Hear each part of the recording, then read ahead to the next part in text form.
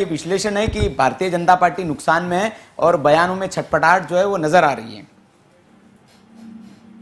देखिए सुनील जी, मैं थोड़ा सा पीछे से काफी लंबी चर्चा आ रही है, तो तोमर साहब को जवाब देके फिर अजय जी पर आता हूँ।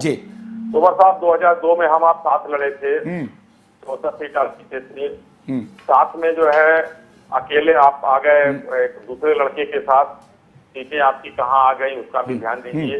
उसके बाद आप 17 का भी साथ देख लीजिए। तो जब आप हमारे साथ रहे उस समय जो पहले चर्चा थी उसमें मैं सुनील जी कहना चाहूंगा, तो आप 14 सीट जीते थे, ये ध्यान में रखना पड़ेगा आपको। अब मैं आता हूँ अन्य मुद्दों पर जो अभी अजय जी ने और बाकी नेताओं ने विश्लेषण किया। देखिए, दो लड़कों की जोड़ी बनी, सुनील जी मैं जवाब देना चाहता हूँ। मैं अश्विनी जी, देखिए आपकी बात जो है वही है जो मैं तोमर जी आपके पास आ रहा हूँ। तोमर जी मैं आपको मौका दूंगा। मैं कुछ मैं अश्विनी जी की बात का जवाब देना चाहता हूं। अश्विनी जी को अजय जी कुछ कहना चाह रहे हैं, फिर आप अपनी बात पूरी कंप्लीट करिए। देखिए, आपने जो बात कही आप वही उस बात को दोहरा रहे हैं जो आपके गृह मंत्री ने पॉलिटिकल मंच से कही कि जयंत जी हमारी तरफ आ जाएं, दरवाजे खुले हुए हैं। यही मैं कहना चाहता हूं, ये एक राजनीतिक छटपटाहट है जो आप जो है जयंत जी को ऑफर दे रहे हैं और बार बार अपने पाले में लाने की बात पूरी हो जाए। अश्विनी जी प्लीज। अश्विनी जी मैं आ रहा हूँ, आपके पास आ रहा हूँ। अश्विनी जी बात पूरी हो जाए। देखिए, आप यही राजनीति है कि आप जाट वोटरों को भ्रमित कर देना चाहते हैं कि जयंत जी का कोई स्टैंड नहीं है, इसलिए वो किसी भी पार्टी की तरफ जा सकते हैं, इसकी तरफ या उसकी तरफ। और यहीं पर जयंत जी ने स्टैंड लिया कि भाई मैं सिर्फ समाजवादी पार्टी के साथ हूँ, समाजवादी पार्टी के साथ रहूंगा, जिससे कि जो जाट वोटर है या उनसे जुड़ा वोटर है वो भ्रमित ना हो और एक तरफ चला जाए। क्योंकि हर बार के चुनाव में यही होता है कि यदि आपने फला पार्टी से चुनाव लड़ा और जीता और आप सरकार में दूसरी पार्टी की सरकार में चले गए, शामिल हो गए, मंत्री पद ले लिया, तो अगर इस बार जयंत कुमार यही करते या आपकी तरफ चले जाते, ये जवाब नहीं देते हैं या ऐसा कुछ करते हैं, तो उनकी भी राजनीतिक करियर जो है दांव पर, वो भी खत्म हो जाएगा। जाट वोटर हमेशा उनसे छिटक जाएगा। इसलिए पिछले 5 साल से वो लगातार जो है सपा के साथी बने हुए हैं, आपकी तरफ नहीं आए हैं। ठीक है अश्विनी जी जवाब दीजिए। देखिए, अब मैंने वो एक प्रसंग आया था तो मैंने दोहराया, अजय जी मेरी कोई ऐसी कोई मंशा नहीं थी, राजनीति है, हमारे वो पहले भी सहयोगी रहे, ऐसा कुछ नहीं था कि कोई हमारे दुश्मन है वो जी। दूसरी बात मैं कहना चाहूंगा सुनील जी, ये दोनों नेता आए और चौधरी चरण सिंह जी का भी उदाहरण दिया हमारे अजय जी ने। चौधरी साहब की दो परिकल्पनाएं मुख्य रूप से हुआ करती। आ रहा हूँ तो तोमर साहब आ रहा हूँ, आपके पास आ रहा हूँ। पहले शाही जी बोल ले, फिर आपको पूरा मौका दूंगा, आप जवाब दीजिएगा। आ रहा हूँ। हाँ शाही, आप सारे सवाल लिख के रख दीजिए, इकट्ठे पूछ लीजिएगा, इकट्ठे। जी इकट्ठे मैं आपको समय दे रहा हूँ अपनी अपनी बारी में। एक बार मैं पूरा समय दूंगा आपको तोमर साहब। हाँ बोले। अगर मैं इनसे पूछता रहूंगा तो बेहतर रहेगा, जवाब देते रहेंगे। नहीं आप नोट कर लीजिए सारे सवाल, मैं आपको लंबा वक्त दूंगा। आपके बीच में मैंने नहीं बोला और किसी के बीच में नहीं बोला। जी बोलिए शाही साहब। इसीलिए मैं कह रहा हूँ उनको, शाही साहब कि आप बोले, जवाब दीजिए। हाँ जी अजय जी ने जाटलैंड का जिक्र किया। जाटलैंड है और जाटलैंड माननीय चौधरी चरण सिंह जी के बिना अधूरा है।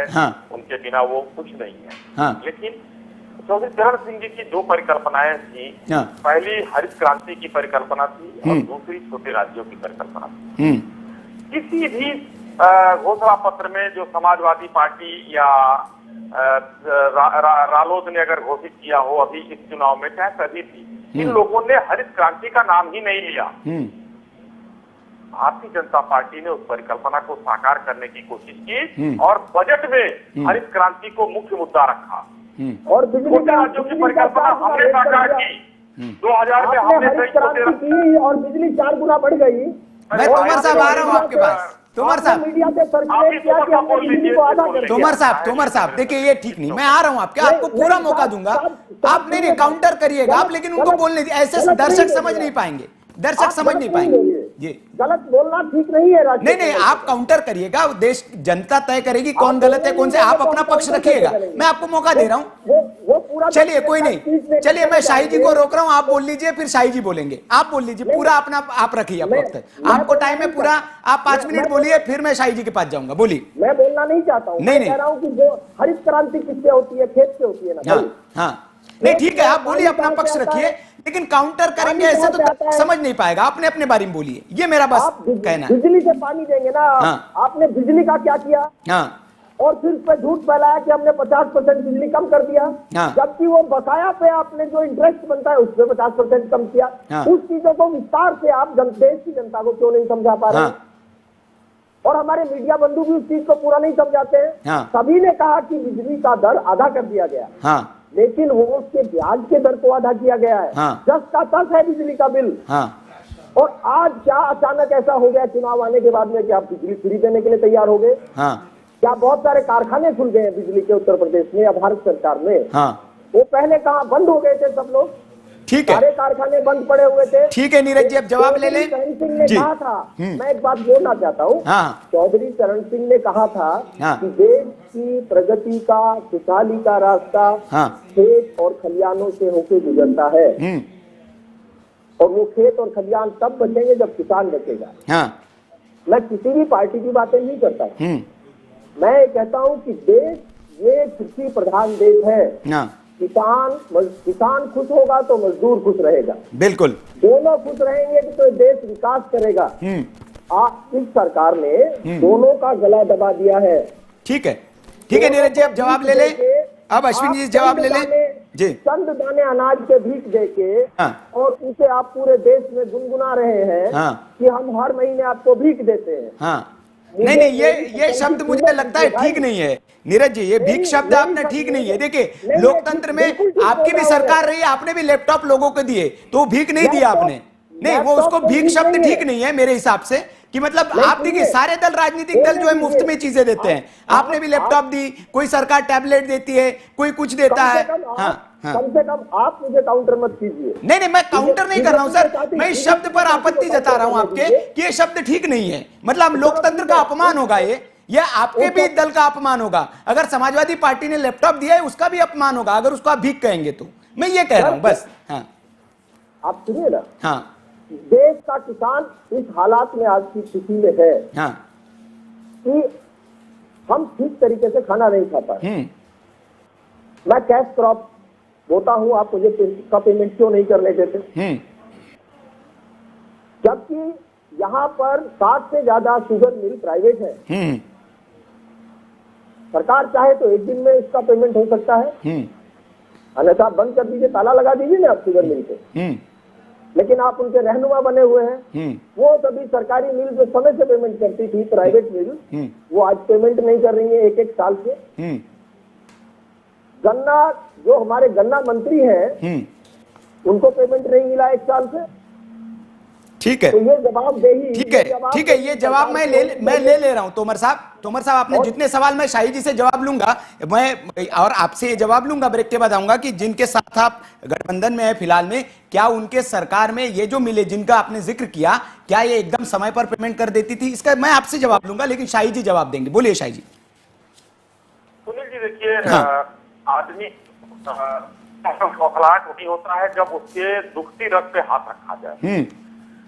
तो तोमर साहब के दुखती रग पर हाथ यह है कि हरित क्रांति ये लोग भूल चुके हैं। कहीं भी इन लोगों ने उसका नाम नहीं लिया। भारतीय जनता पार्टी ने हरित क्रांति और छोटे राज्यों के परिकल्पना को साकार किया। इस बात को मैं दोबारा दोहराऊंगा नहीं, ये मैंने कह दिया, ये दुखती रग थी। तोमर साहब ने अचानक जो है कई चीजों का, अभी चीनी मिलों का की बात की। उत्तर प्रदेश में 5 साल इनकी सरकार थी, उसके पहले बहुजन समाज पार्टी की सरकार थी। कितनी चीनी मिलें बंद हुई, कितनी चीनी मिलें जो है बेची गई, ये किसी से छुपा नहीं है, सब लोग जानते हैं। और 17 के बाद कितनी चीनी मिलें खोली गई और कितने का पुनरुद्धार किया गया, ये भी किसी से छुपा नहीं। एक शुगर मिल बताइए 17 के बाद जो पश्चिमी उत्तर प्रदेश में खोली गई है। बोलना शुरू कर दिए भाई। तोमर साहब देखिए, ये गलत बात है। आप जब बोल रहे थे आपको टोका नहीं गया। नहीं, ये मर्यादा नहीं है, बहस की मर्यादा नहीं है। आप बोले, मैं आपको फिर समय दूंगा, मैं आपको फिर समय दूंगा। अब मैं एकदम चुप रहूंगा। एक शुगर मिल का नाम बताइए जो 2017 ठीक है, शाही जी जवाब दीजिए। हाँ बताइए। हाँ। अरे भाई अब मुंह साथ बंद करके बैठ जाइए थोड़ी देर। भाई, मैं तो बोल नहीं रहा हूँ, नहीं बोलिए। क्यों दर्द हो रहा है भाई? झूठ मैं जब बोलेंगे तो पकड़े जाएंगे हाथ भाई। रख रहा हूँ तो दर्द होना शुरू हो जा रहा है। नहीं, कोई दर्द नहीं हो रहा है। आप शुगर मिल का नाम बताइए। गलती का आग्रह कराऊँ आपको? आप तो आपको शुगर मिल दर्द का होना नाम लाजमी बताइए है। तो 2017 से 22 के बीच में खुली है। वहाँ पर जो आप मैं कहता हूँ 2014 से 22 के बीच में वो भ्रष्टाचार टूट रहा है। उसका नाम फिर तो बताइए। भारतीय जनता पार्टी की सरकार बन रही है। चलिए चलिए चलिए, नहीं मुझे लग रहा है कि दोनों राजनीतिक दल ये चलता रहेगा। मैं जो नहीं ठीक है, कौन झूठ बोल रहा है कौन सच बोल रहा है, मैं थोड़ा राजनीतिक विश्लेषक के पास जाना चाहूंगा। ठीक है, तोमर साहब, तोमर साहब, शाही साहब, तोमर साहब, ठीक है। अपनी बात रख लेंगे और हमको नहीं शाही साहब ठीक है, वो कह रहे हैं आप झूठ बोल रहे हैं। मैं थोड़ा राजनीतिक विश्लेषक, वरिष्ठ पत्रकार हमारे साथ बने, इनसे समझ लेते हैं कौन सच बोल रहा है कौन झूठ बोल रहा है। ठीक है, आपके पास बहुत राजनीतिक विश्लेषक भी बैठे हुए हैं जी, मैं उन्हीं से पूछता हूँ तोमर साहब। ठीक है, आरएलडी का वजूद क्या है? ठीक है, आरएलडी का वजूद दिखाई देगा 10 मार्च को। बने हुए हैं। हमको